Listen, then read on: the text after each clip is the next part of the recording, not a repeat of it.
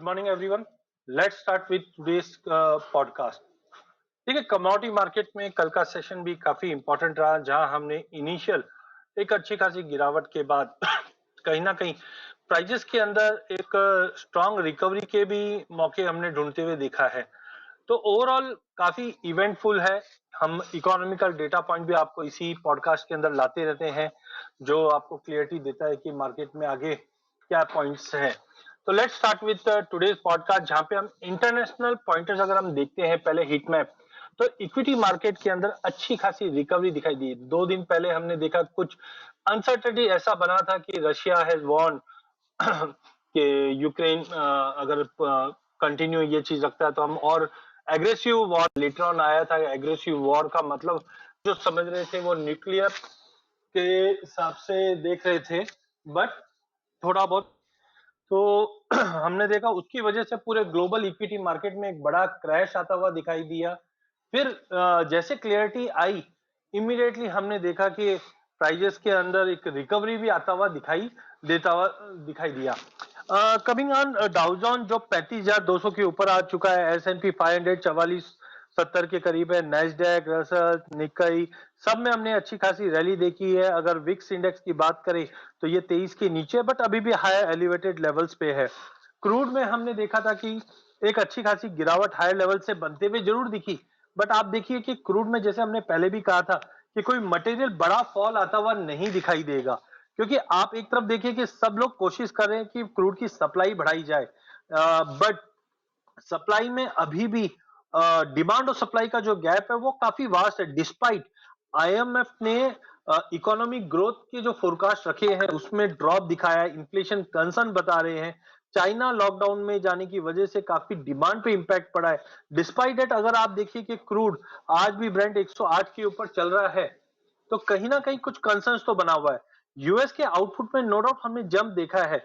2022 के अंदर 8,20,000 barrels per day का प्रोडक्शन है, जो उम्मीद की जा रही है कि 2023 तक 13.2 मिलियन बैरल तक पहुंच जाएगी। बट कहीं ना कहीं ग्लोबल इकोनॉमी का जो आउटलुक अब धीरे धीरे बन रहा है वो नेगेटिव बन रहा है, जिसकी वजह से अपसाइड थोड़ा कैप जरूर है, बट अभी भी $97-98 का लेवल ब्रेंट जब तक नहीं तोड़ता है, ट्रेंड एक अच्छा खासा बुलिश ही रहेगा। चाइना कंसर्न है या फिर हम बोल सकते हैं कि सप्लाई आउटेजेस है, ये सब मिक्स एंड मैच चलता रहेगा। तो ओवरऑल आज ब्रेंट 108 के ऊपर है, ट्रेंड बिल्कुल तेजी का है।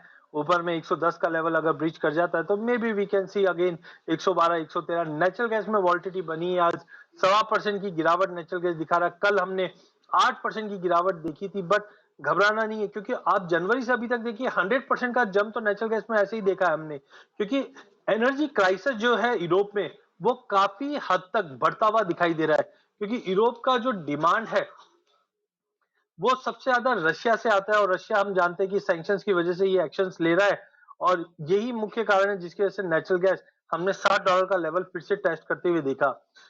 वेदर कंडीशन एज पर एनओएए के वेदर कंडीशन के अंदर भी हमने देखा कि थोड़ा सा कूलर वेदर का अपडेट आया था, जिसकी वजह से प्राइजेस ने एक अच्छा खासा अपलिफ्ट लिया था।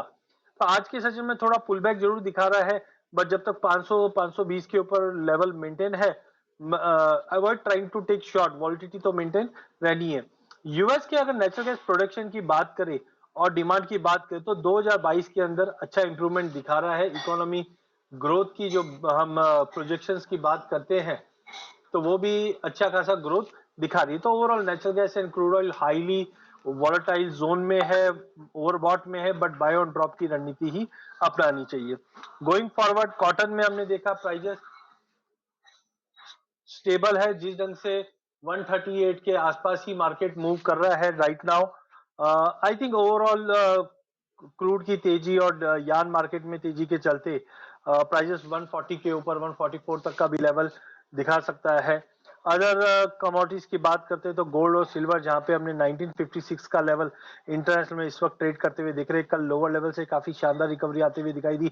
वहीं चांदी भी $25 के लेवल के ऊपर अच्छे से होल्ड करता हुआ दिखाई दे रहा है।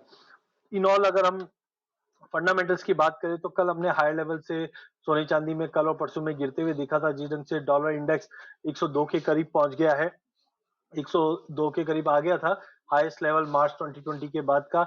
बॉन्ड यील्ड में हमने तेजी आती हुई देखी थी, बट कहीं ना कहीं आज अगर हम देखें डॉलर इंडेक्स 150 के आसपास दिखा रहा है, जिसके चलते गोल्ड को सपोर्ट मिला है और $20 की तेजी कल से हमने आज मॉर्निंग तक आती हुई देखी है।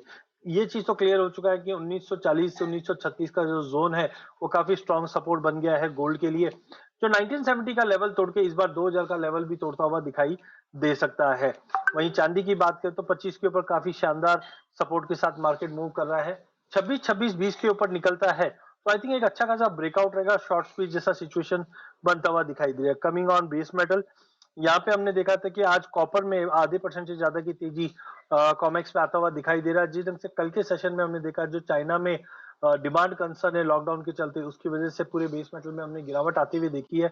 बट ओवरऑल हमें लगता है कि प्राइजेस में कहीं ना कहीं लोअर लेवल से एक अच्छी खासी बाइंग आती हुई दिखाई देगी। चाइना के सेंट्रल बैंक ने जो अर्ज किया है फाइनेंशियल इंस्टीट्यूट को कि जितना हो सके कॉन्ट्रैक्ट इंसेंटिव या सर्विस सेक्टर को सपोर्ट किया जाए पैंडेमिक के बाद, जिसके चलते डिमांड इंप्रूवमेंट आती हुई दिखाई दे सकती है।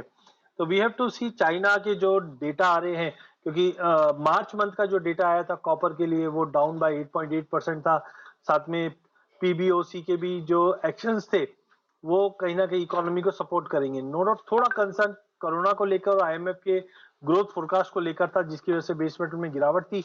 बट लोअर लेवल से हमें लगता है कि ये बाइंग अपॉर्चुनिटी बनते हुए दिखाई दे सकती है। एलएमई पे अगर हम बात करें तो आज कॉपर आधे % की तेजी है, जिंक में तेजी है, एल्यूमिनियम लेड में तेजी है, तो आज पूरे बेस मेटल में बाइंग करके चला जा सकता है। कल के क्लोजिंग के हिसाब से अगर हम देखें तो सोना कल वापस शानदार रिकवरी दिखाकर 52,500 के ऊपर क्लोज दिया है। आज के सेशन के लिए 52,500 550 पे लेके चलेंगे 850 के टारगेट के लिए। चांदी ज्यादा स्ट्रॉन्ग दिखाई दे रही है लॉन्ग टर्म के लिए, करंट मार्केट से भी लिया जा सकता है।